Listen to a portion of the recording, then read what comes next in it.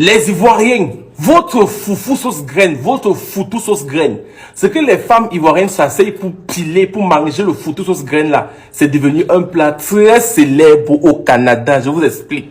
Voilà François Legault, pour ceux qui ne connaissent pas. Il est le premier ministre au Québec. C'est le premier ministre québécois. C'est-à-dire que le Québec, c'est une province au Canada. Donc, le premier ministre du Québec, François Legault, s'est assis. Il a commandé le foufou sauce graine des Ivoiriens pour manger. Donc, c'est un plat qui est tellement célèbre au Canada. Les temps là que si tu ne manges pas, tu n'es pas à la mode. Vous voyez comment les gens aiment être à la mode, qui vont porter le jean, ils vont porter tel habit. Au Canada, les temps là, nous, tu qui es à la mode, au Québec surtout. Tous les whites, tous les blancs d'islam maintenant, eux tous, ils ont envie de manger le foutu sauce graine. Jusqu'à ce que même celui qui est un peu comme le président, mais il n'est pas président, hein, il est le premier ministre du Québec. Il est parti commander le foutu sauce graine. Il a fait la vidéo. Il a mangé. Comprenez d'abord ce qu'il dit. Comprenez ce qu'il dit dans la vidéo. Monsieur Legault va goûter au foufou sauce graine du restaurant Belle Afrique. Oui, c'est consistant. Je pensais que c'était comme des patates pilées, mais non, c'est comme une espèce de fromage doux. Habituellement, on mangerait ça avec ses mains. Oui. Mais, bon, je veux pas faire jaser pour rien. C'est pour ça que j'ai une fourchette. Je m'essaye avec le foufou sauce graine. Il dit que le différent, mais très bon. C'est une qui est populaire au Québec et lui aussi voulait goûter ça. Généralement, les gens mangent avec les doigts. Mais parce que lui ne veut pas faire polémique, il ne sait pas manger avec les doigts, il va quand même manger avec la fourchette. Il a donc goûté. Il goûte, il dit qu'il croyait que ça allait être trop pimenté. Parce qu'on dit que les plats africains sont trop pimentés, les plats africains sont trop pimentés et tout épicés. Il croyait que ça allait être pimenté, mais le piment qui est dans le dérange pas, c'est correct. Et il a noté le foufou sauce graine 9,5 sur 10. Et dit, le plat ivoirien le plus célèbre les temps là, de tous les plats africains, il y a pas de plat actuellement qui dépasse le foufou sauce graine. Vraiment, c'est devenu tellement populaire grâce au restaurant La Belle Afrique. La Belle Afrique, c'est un restaurant africain qui est situé à Montréal, précisément à Montréal-Nord, qui est tenu par une dame qui a rendu ce plat hyper célèbre. Donc, même si on dit la tsekeo, le gabao, le crin-crin, le ndoleo, le coq, il n'y a aucun plat, les temps là, qui vient battre sur le foufou sauce graine. Si tu n'as pas goûté à ça, c'est que tu n'as goûté à rien. Tout le monde devait s'arracher un bon plat de foufou sauce graine, le plat. Et pour ceux qui ne comprennent pas pourquoi on dit que les gens aiment, enfin, pourquoi les Whites là veulent forcément goûter au foufou sauce graine, c'est parce qu'en fait pour eux, la graine, c'est la pine. Vous connaissez la pine? Donc dans le jargon ici au Québec, quand on dit la graine, ça représente la pine.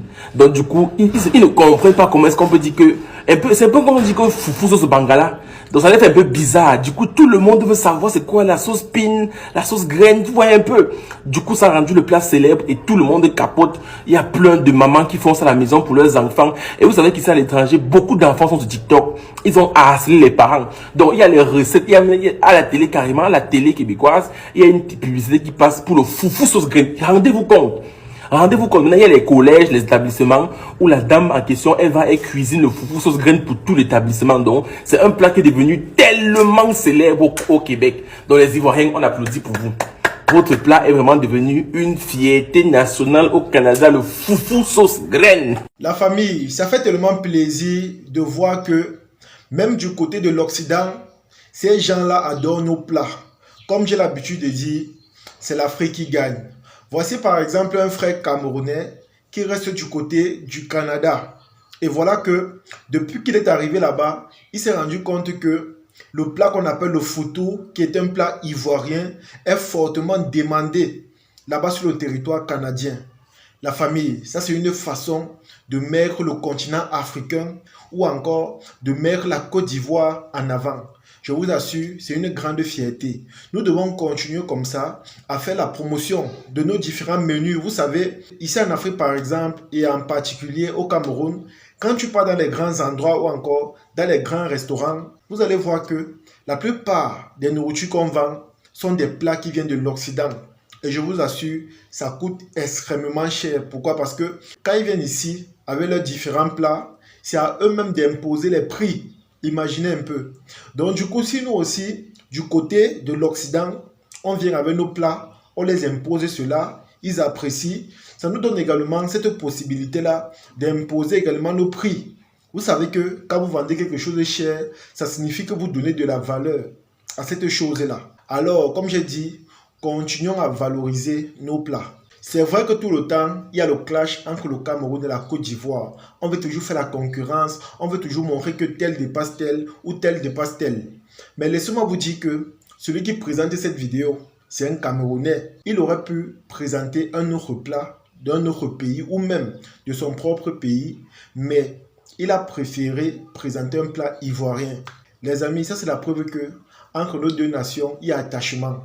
Il y a l'amour réel. Alors, au-delà des polémiques ou encore des clashs qu'on peut se lancer sur les réseaux, sachons donner de la valeur à ce qui est bon, même s'il y a les clashs ou encore des polémiques.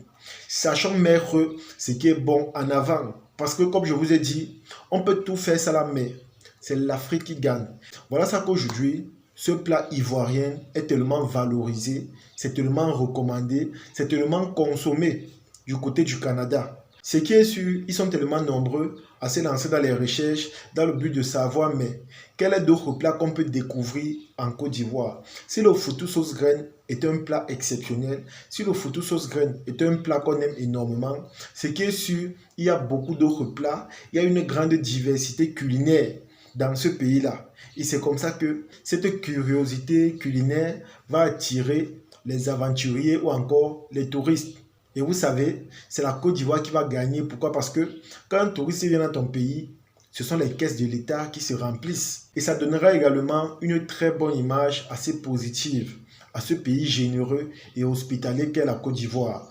Parce qu'une chose est sûre, quand ils vont arriver, ce n'est pas seulement les différents plats qui vont les impressionner, mais il y a également l'hospitalité légendaire qu'ils vont découvrir. Ils vont se rendre compte que c'est vrai, il y a des bons menus là-bas, il y a des plats adorables, il y a des plats admirables, mais il y a également ce côté d'eux, c'est-à-dire leur comportement qui va avec.